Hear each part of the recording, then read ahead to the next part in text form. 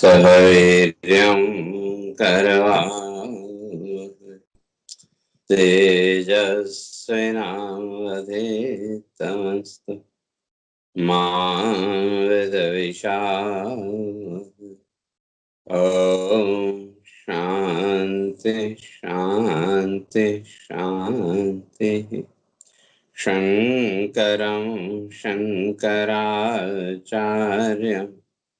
केशवं बादरायणं सूत्रभाष्य कृतौ वन्दे भगवन्तौ पुनः पुनः। ईश्वरो गुरुरात्मेति मूर्तिभेदविभागिने व्योमवद्व्याप्तदेहाय दक्षिणामूर्तये नमः। ॐ शान्ति शान्ति शान्ति।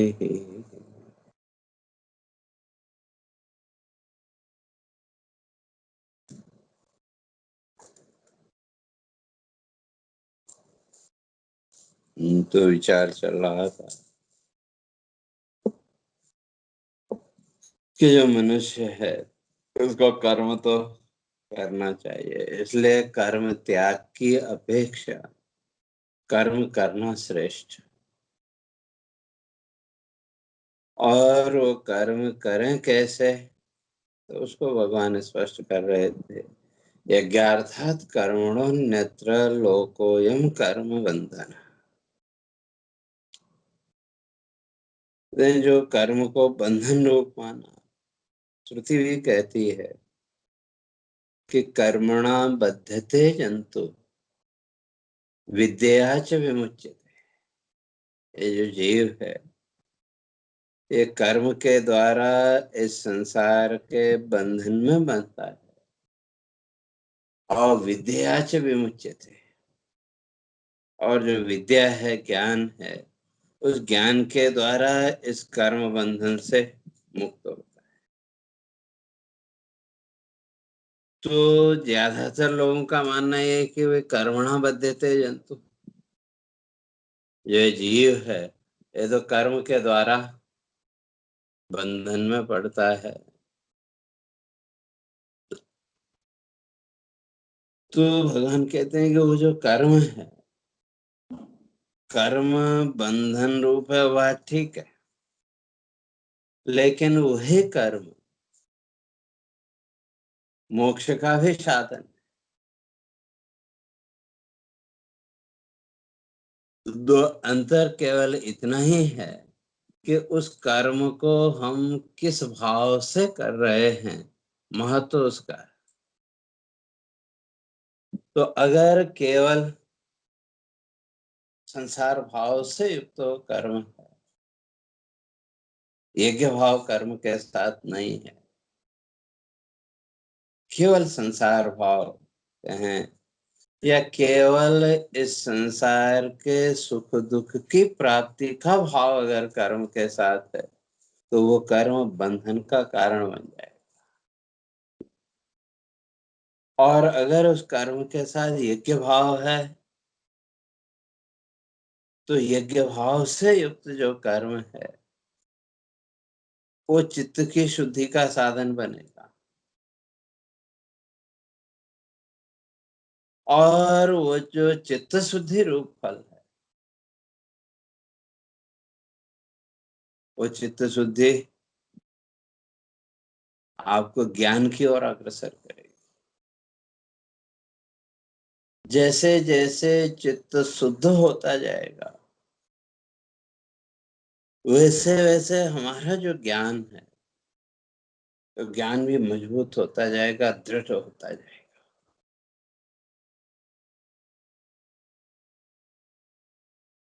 और जहां तक ज्ञान की बात है, हमारे ऋषियों ने ज्ञान की 7 सीढ़ियां मानी। जो श्रुति कहती है ज्ञानादेव तो केवल, ज्ञान के द्वारा ही मोक्ष की प्राप्ति संभव है, लेकिन उस ज्ञान के स्थिति तक पहुंचने के लिए कर्म तो करना पड़ेगा। इसलिए वो जो कर्म है वो कैसा हो, तो भगवान यहाँ कहते हैं यज्ञार्थात्, उस कर्म के साथ यज्ञ का भाव, और यज्ञ भाव से किया गया कर्म चित्त शुद्धि का साधन बने। और उस यज्ञ कर्म के द्वारा जैसे जैसे चित्त शुद्ध होगा, तो चित्त शुद्धि का पहला फल ज्ञान के उसमें अगर देखें तो महर्षि कहते हैं शुभेच्छा।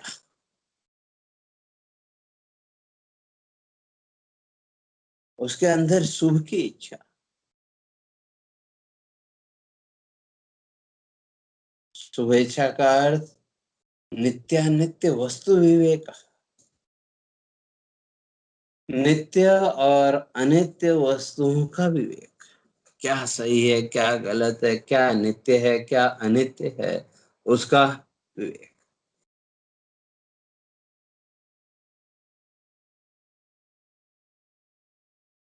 इसलिए शुभेच्छा का लक्षण ही किया नित्यानित्य वस्तु विवेक पुरुष। और ये जो नित्य और अनित्य वस्तु का जो विवेक है, ये विवेक आएगा कहाँ से? इसलिए विवेक का लक्षण किया उपनिषद विचार जन्य ज्ञानम विवेक। उपनिषदों में शास्त्रों में जो विचार प्रक्रिया है, हमारे ग्रंथों में जो ज्ञान की विचार प्रक्रिया है, चिंतन की जो प्रक्रिया है, उस चिंतन की प्रक्रिया के द्वारा प्रकट होने वाला जो ज्ञान, उस ज्ञान का नाम ही विवेक है। और वहां ज्ञान क्या है? वही नित्य और अनित्य वस्तु। तो कर्म करते करते,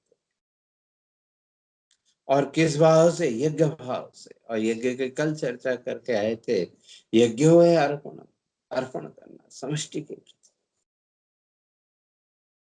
और उसमें सामान्य व्यक्ति के लिए तो हमारे ऋषियों ने 5 यज्ञों का विधान किया।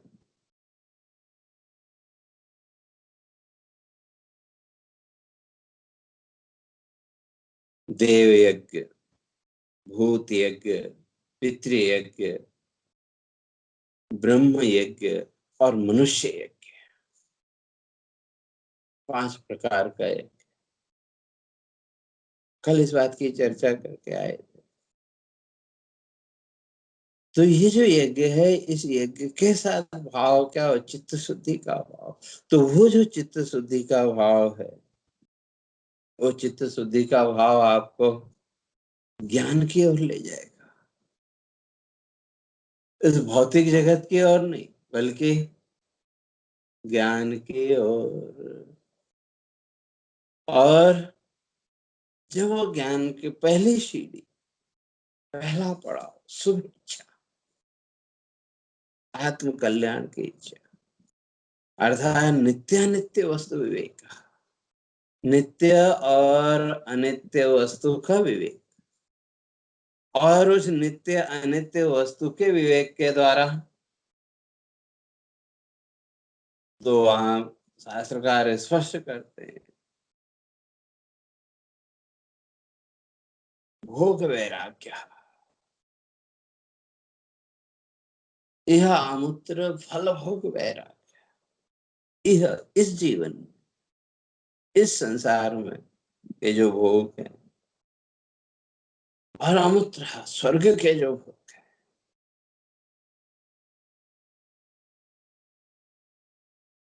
इस संसार के भोग पदार्थ और स्वर्ग सुख के भोग की जो कामना, उसके प्रति वैराग्य का भाव।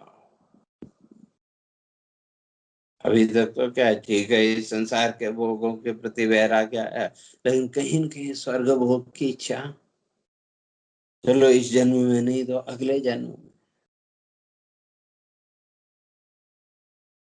तो यहाँ के भोग और स्वर्ग भोग, इन दोनों भोगों के प्रति वैराग्य की जो इच्छा है,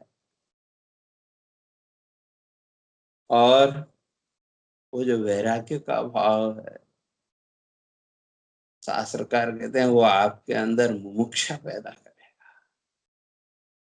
सर्व कर्म संन्यास पुरस्सरा मुमुक्षा। ये कर्म बंधन से वो आपको ऊपर उठाएगा धीरे धीरे। तो आपके अंदर मोक्ष की इच्छा दृढ़ होगी, और वो बिना चित्त शुद्धि के तो संभव नहीं है। उसके लिए तो चित्त शुद्धि अनिवार्य है। इसलिए भगवान यहाँ कहते हैं यज्ञार्थात कर्म। तो यज्ञ भाव से किया गया कर्म आपको आपके जीवन की परम अवस्था तक पहुंचा देगा। और इस संसार या स्वर्ग आदि के भोगों की प्राप्ति से किया गया कर्म वो बंधन का कारण बन जाएगा। क्योंकि शास्त्रकार इस बात को स्पष्ट करते हैं कि यादृशेन तु भावेन यद्यद् कर्म निषेवते तादृशेन तु भावेन तत्तत् फलमश्नुते। यादृशेन तु भावेन यद्यद् कर्म, जिस भाव से प्राणी इस संसार में जो जो कर्म करे, तादृशेन तु भावेन तत्तत् फलमश्नुते, उसका फल भोगने के लिए भी तादृशेन तु भावेन, वैसा ही भाव, जीवन की वैसी ही परिस्थितियों में आना पड़ेगा। इसलिए इस कर्म बंधन से बचने के लिए, इस कर्म बंधन से मुक्त होने के लिए भगवान कहते हैं यज्ञ भाव, यज्ञार्थ, यज्ञ के भाव से कर्म करो। और यज्ञ का अर्थ अर्पण, समर्पण का।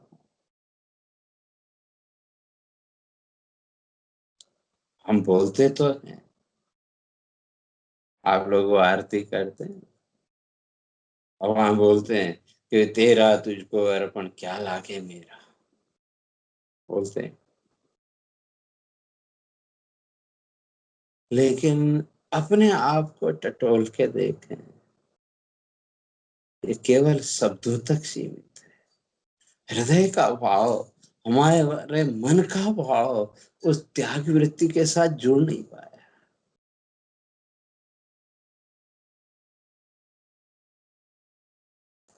क्योंकि हमने त्याग करना सीखा ही नहीं, त्याग के संस्कार ही नहीं मिले।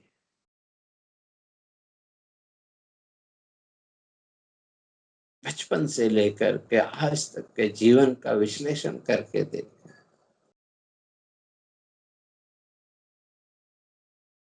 इसी संसार के, इसी भौतिक जगत के हमको संस्कार मिले कि नहीं, कि तुम ये कर्म करो तो तुमको ये मिल जाएगा, तुमको ये कर्म करो तो तुमको ये मिल जाएगा, इस जीवन में नहीं मिलेगा तो अगले जन्म में मिल जाएगा। तो कहने का तात्पर्य ये, वो जो त्याग वृत्ति जीवन में होनी चाहिए थी, वो जो त्याग के संस्कार जीवन में होने चाहिए थे,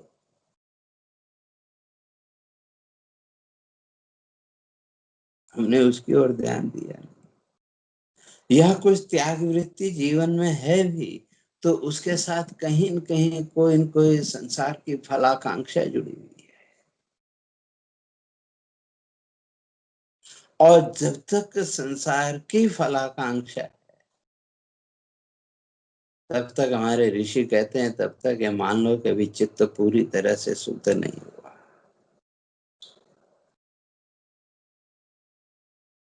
क्योंकि जब चित्त शुद्ध हो गया पूरी तरह से, तो वहां तो फिर कोई अब आकांक्षा रहेगी नहीं, वो तो निष्प्रह, उसको कोई अपेक्षा है ही नहीं, कोई आकांक्षा है ही नहीं, कोई संकल्प है ही नहीं। लेकिन उस स्थिति तक पहुंचने के लिए भगवान कहते हैं कर्म तो करना पड़ेगा और यज्ञ भाव से करना पड़ेगा, समर्पण के भाव से, त्याग के भाव से। तो वो कर्म करते करते, वो यज्ञ कर्म करते करते ज्ञान की पहली सीढ़ी पर पैर रखा, तो उसका नाम है शुभेच्छा, शुभ की इच्छा। और तब विचार तो करना पड़ेगा, इसलिए दूसरी श्रेणी है सुविचारण। तो तब ऋषि कहते हैं कि भाई जब शुभेच्छा, आत्म कल्याण की इच्छा आपके अंदर जाकर, इसलिए भगवान शंकराचार्य जी ने भी स्पष्ट किया, आत्म इच्छाम व्यवसीयताम निज गृहात् तूर्णम विनिर्गम्यताम। जैसे आपके अंदर वो आत्म भाव जागृत हो, वो यज्ञ कर्म करते करते, पुण्य कर्म करते करते, जैसे ही वो आत्म भाव जागृत हो, तो क्या करो, निज गृहात् तूर्णम विनिर्गम्यताम, अपने घर से जल्दी बाहर निकलो। और बाहर निकलो का अर्थ तो घर का त्याग कर दो, ऐसा नहीं, त्याग नहीं, बल्कि अपनी कल्पनाओं में जो हमने अपना एक संसार बना के रखा है, उस काल्पनिक संसार से अपने आप को बाहर निकालना।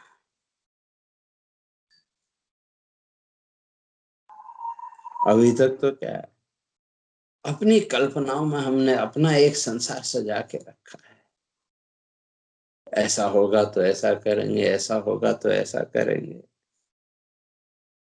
तो इस काल्पनिक संसार से अपने को बाहर निकालना, और उसके लिए सुविचारणा।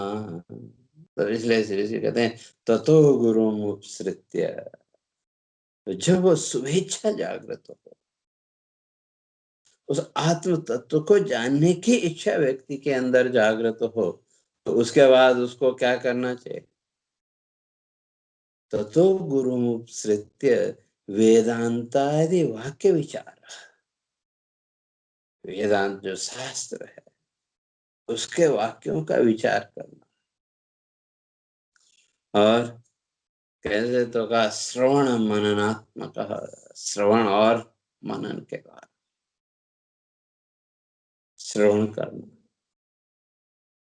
और श्रवण का अर्थ खाली सुनना नहीं, श्रवणम अर्थानुसंधानम। सुनने का अर्थ अर्थानुसंधान, उस अर्थ का अनुसंधान, उस शब्द के पीछे छिपा हुआ जो अर्थ है, जो गूढ़ रहस्य है, उसका अनुसंधान, उसकी खोज। इसलिए श्रवण मनन, श्रवण और मनन। तो इसलिए वेदांत आदि वाक्य विचार है, वेदांत का विचार, शास्त्र का विचार।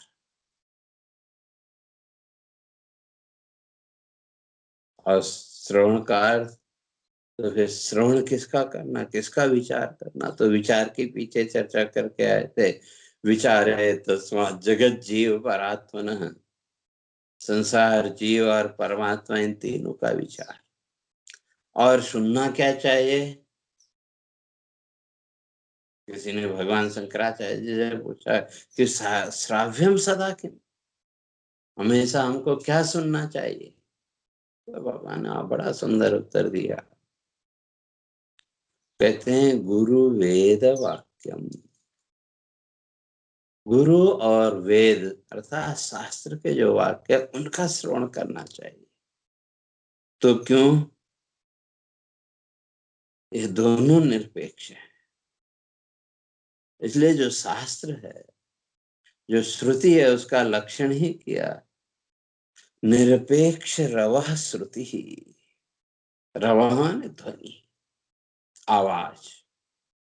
और कैसी निरपेक्ष, जहां किसी प्रकार की कोई अपेक्षा नहीं है, कोई एक्सपेक्टेशन है ही नहीं, ऐसी जो आवाज, ऐसी जो ध्वनि, उसका नाम है शास्त्र। और जो भी हमारे ग्रंथ है,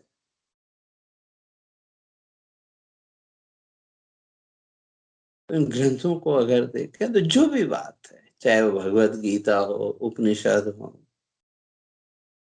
जो भी बात है उन्होंने निरपेक्ष भाव से की। वो अब आपको अच्छा लगे या बुरा लगे, उससे कोई उसको फर्क नहीं पड़ता। और उस शास्त्र का आप चिंतन करते हैं या नहीं करते हैं, उससे उसको भी कुछ लेना देना नहीं। लेकिन जो बात कही वो निरपेक्ष है, इसलिए निरपेक्ष रहा, निरपेक्ष। इसीलिए हमारे जो शास्त्र हैं, जो वेद हैं, उनको अपौरुषेय माना। क्योंकि जो व्यक्ति अगर कुछ रचना रचता है,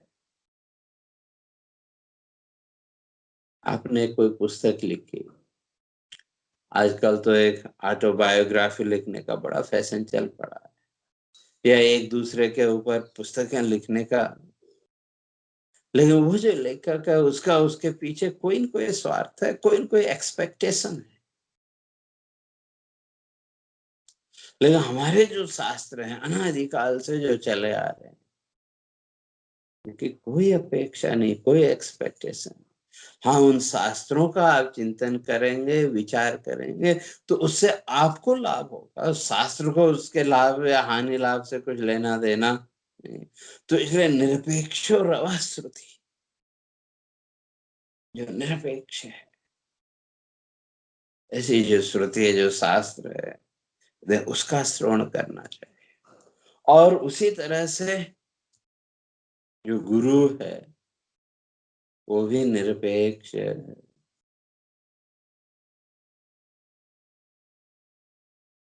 इसलिए वहां लक्षण किया, श्रोत्रियम ब्रह्मनिष्ठम।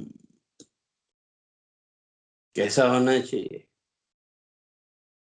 श्रोत्रियम ब्रह्मनिष्ठम। श्रोत्रिय, शास्त्रों का ज्ञान। और उससे भी ज्यादा महत्वपूर्ण का ब्रह्मनिष्ठम। उसकी जो निष्ठा है, वो उस परमात्मा के प्रति, ब्रह्म के प्रति है। क्योंकि संसार के प्रति निष्ठा होगी तो कहीं न कहीं कोई न कोई स्वार्थ, कोई न कोई छल तो जीवन में आएगा। और वो संसार के प्रति कैसी निष्ठा है, कितनी है, वो अलग बात है। लेकिन अगर जीवन में संसार निष्ठा है, तो जीवन में छल तो है। इसलिए हमारे ऋषि कहते हैं कि वो कैसा होना चाहिए? ब्रह्मनिष्ठा। उस परमात्मा के प्रति, उस ब्रह्म के प्रति निष्ठा, जगत के प्रति निष्ठा ना हो। तो ऐसे जो गुरु, गुरु में उपसृत्य, गुरु के समीप में जा करके। और गुरु शब्द के वैसे तो तंत्र ग्रंथों में बहुत अर्थ किए। एक अर्थ आपके सामने रखता हूँ। गुरु कौन है? तो कहा, गकारो ज्ञान संपत्ति, रेफः तत्व प्रकाशक, उकारात् शिव तादात्म्यम, दद्यादित्यः गुरु स्मृतः। गकारो ज्ञान संपत्ति। जो गुरु शब्द है, इसमें 3 वर्ण हैं, ग, र और उ। और जो उ है वो दोनों जगह कॉमन है। इसलिए ऋषि कहते हैं गकारो ज्ञान संपत्ति। गुरु शब्द में जो ग वर्ण है, वो ज्ञान संपत्ति का प्रतीक है। और रेफा तत्व प्रकाशक, जो र है, वो तत्व का प्रकाश, अर्थात ज्ञान के द्वारा जीवन का जो रहस्य है, जीवन का जो तत्व है, उस तत्व का प्रकाश। और उस तत्व बोध के द्वारा उकारात शिव तादात्म्य। और जो उ है दोनों जगह है, तो इसलिए कहते हैं उकारात शिव तादात्म्य, वो जो ऊ है उसके द्वारा उस परमात्मा के साथ तादात्म्य भाव, दद्यादित्य गुरु स्मृता। तो जहां से 3 चीजें मिले, पहला ज्ञान, उस ज्ञान के द्वारा तत्व का बोध, और उस तत्व बोध के द्वारा उस परमात्मा के साथ एकात्म भाव, या उस परमात्मा सत्ता के साथ हम कैसे अपने आप को जोड़ सकते हैं, उसका ज्ञान। जहां से 3 चीजें मिले, कहते हैं इति गुरु स्मृतः, वही वास्तव में वो गुरु है। तो ऐसे जो गुरु हैं, तत्ववेत्ता जो महापुरुष हैं, या श्रोत्रियम ब्रह्मनिष्ठम, श्रोत्रिय ब्रह्मनिष्ठ, तो ऐसे गुरु उपसृत्य, ऐसे गुरु की शरण में जाकर तो क्या करे, वेदांत वाक्य विचारेण, वेदांत की जो प्रक्रिया है, तो वेदांत के जो वाक्य उनका विचार, तो वो जो शास्त्र विचार है वो धीरे धीरे क्या करेगा, वही तत्व। और अगर शास्त्रों की अगर बात कर रहे हैं, वहां कोई ब्रह्म या वो बताना प्रयोजन नहीं, बल्कि आपको आपके स्वरूप का बोध कराना, वही हमारे शास्त्रों का उद्देश्य है। आपको आपके स्वरूप का बोध कराना, आत्मबोध कराना, वो हमारे शास्त्रों का उद्देश्य है। तो अब वो जो वेदांत वाक्यों का विचार, वो विचार जब करेंगे, जब चिंतन करेंगे, जब तत्व बोध हुआ, तत्व प्रकाश का, तत्व का जब प्रकाश हुआ, अर्थात जब सत्य और असत्य स्पष्ट हुआ। अभी तक जानते हैं वे सत्य क्या है और असत्य क्या है, लेकिन ये क्लियर नहीं है। और जब क्लियर ही नहीं है तो हम उसको अलग भी नहीं कर सकते, हम डिवाइड भी नहीं कर सकते, इसलिए सब मिक्सअप है, और सुख दुख आदि वो सब चल रहा है। तो वो वेदांत वाक्यों के विचार के द्वारा, वेदांत वाक्यों के चिंतन के द्वारा क्या होगा, फिर एक सीढ़ी आगे बढ़े, तो वो है तनु मानसा। और तनु मानसा का आपके चित्त में जो भाव है, संसार भाव जो है, तनु मानसा, उनको शिथिल करना, उनको बारीक करना। पहले दूसरी सीढ़ी में श्रवण मननाभ्याम, श्रवण और मनन तो है। तो अब यहाँ तीसरी जो सीढ़ी है, कहते हैं यह है निधिध्यासन। तो इसलिए ये जो तीसरी, तो इसलिए निधिध्यासन अभ्यास है। तो वेदांत वाक्यों के द्वारा जो हमने सुना समझा, अब उसका निधिध्यासन, अर्थात अपने जीवन में उसको उतारना, धीरे धीरे अभ्यास के द्वारा। और वो अभ्यास करते करते वो चित्त शुद्धि भी हुई, यज्ञ के द्वारा, यज्ञ कर्म के द्वारा चित्त शुद्धि। चित्त शुद्धि ने हमको ज्ञान की पहली सीढ़ी में पहुंचाया, और उसके बाद फिर दूसरी सीढ़ी में पहुंचे, और दूसरे के बाद अब तीसरी सीढ़ी में। कहते हैं निधिध्यासन अभ्यास है ना, तो निधिध्यासन का जो अभ्यास, वो अभ्यास करते करते क्या होगा, मनसा एकाग्रता, आपका जो चित्त है, आपका जो मन है, उसमें एकाग्रता है। और वो जो एकाग्रता है, सूक्ष्म वस्तु ग्रहण योग्यता, तनुमानसा, तो वो एकाग्रता, वो आपके चित्त की स्थिरता, व्यक्ति के अंदर सूक्ष्म वस्तु ग्रहण योग्यता, सूक्ष्म वस्तु। और जो आत्मसत्ता है वो तो अणो अणियान, वो तो सूक्ष्म से भी सूक्ष्म है। और लोक व्यवहार में भी जब हम कोई चिंतन करते हैं, कोई समस्या आ गई, किसी चीज को सूक्ष्मता से अगर हमको विचार करना है, तो उस समय भी हम इस बाह्य संसार से अपने को अलग करते हैं कि नहीं। उसमें हमको फिर कोई डिस्टरबेंस नहीं चाहिए। और जब कोई डिस्टरबेंस नहीं है, न मेंटली न फिजिकली, तो आप वो विचार कर सकते। तो इसी तरह से वो जब तनु मानसा, मन के जो संसार भाव होते, चित्त विकार जो होते, वो शास्त्र चिंतन, गुरु वाक्य आदि के द्वारा धीरे धीरे जब वो दूर हुए, तो उसके द्वारा तनु मानसा धीरे धीरे वो दूर होते जाएंगे। तो आपका जो संसार भाव है वो पीछे हटता चला जाएगा।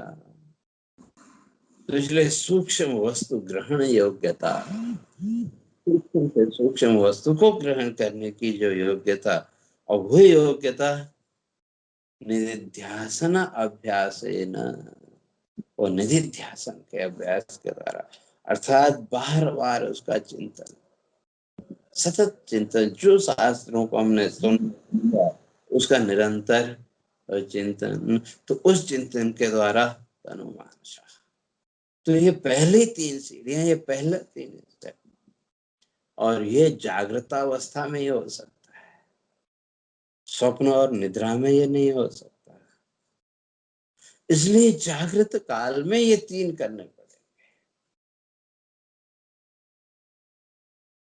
और अब उस ज्ञान प्राप्ति, उस तत्व तक पहुंचने के लिए जब ये किया, तो ये आपके, ये भी तो यज्ञ हो जाएगा।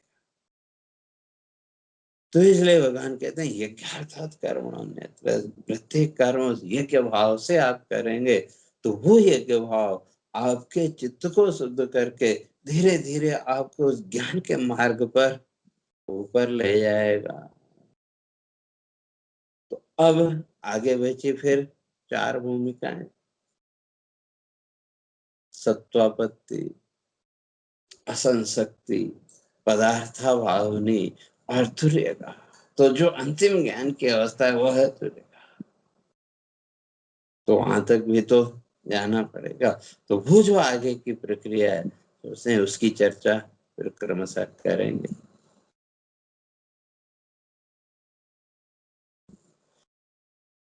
हरे ओम। पूर्णमदः पूर्णमिदं पूर्णात् पूर्णमुदच्यते पूर्णस्य पूर्णमादाय पूर्णमेवावशिष्यते। ओम शांति शांति शांति। शंकरं शंकराचार्यं केशवं बादरायणं सूत्रभाष्य कृतौ वन्दे भगवन्तौ पुनः पुनः। ईश्वरो गुरुरात्मेति मूर्तिभेदविभागिने व्योमवद्व्याप्तदेहाय दक्षिणामूर्तये नमः। ओम शांति शांति शांति।